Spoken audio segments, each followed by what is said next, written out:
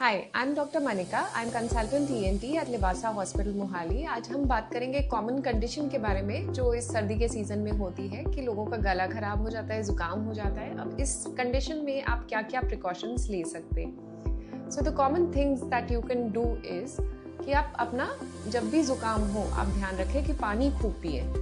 पानी खूब पीने की वजह से आपका जो साइनस सिक्रीशंस हैं वो अच्छे से क्लियर हो जाती है, म्यूकोसिलियरी क्लियरेंस आपकी इम्प्रूव होती है, इसलिए पानी आप खूब पिए। The second thing that you must do is you have steam. अब स्टीम जब भी आप यूज करते हैं, do not over do it, use it only for a minute morning and night and that should help decongest your sinuses. तीसरी चीज आप करिए कि विटामिन सी की एक टैबलेट होती है, वो अगर आप लेंगे तो that actually decreases the duration of your cold, तो थोड़ा ड्यूरेशन और सिवियरिटी ऑफ सिम्टम्स वो रिड्यूस कर देता है।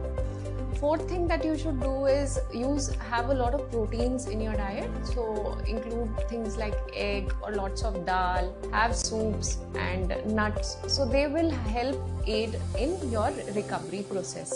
Proteins have a very crucial role in our immunity, so you must have lot of proteins in your diet.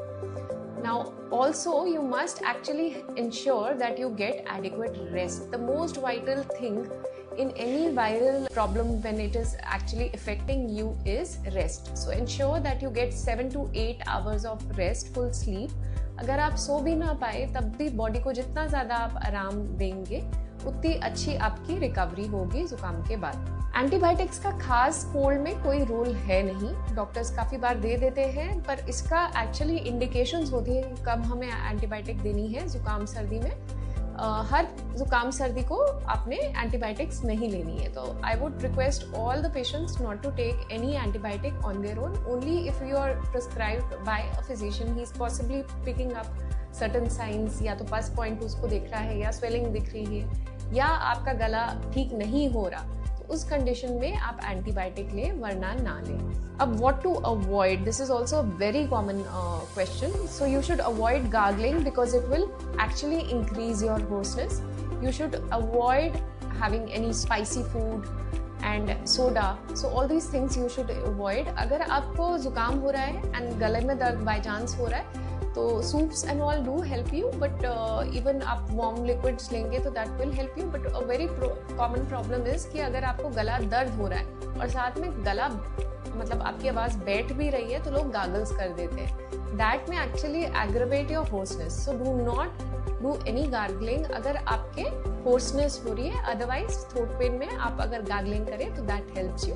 नमक ले, उसमें 1/4 चम्मच नमक डाल के पानी में आप उससे 1-2 बार गरारे कर सकते हैं, do not over do it. The medicines that may help you in common cold are some things which are available easily over the counter. So you can use paracetamol. This can be used 4 to 6 hourly.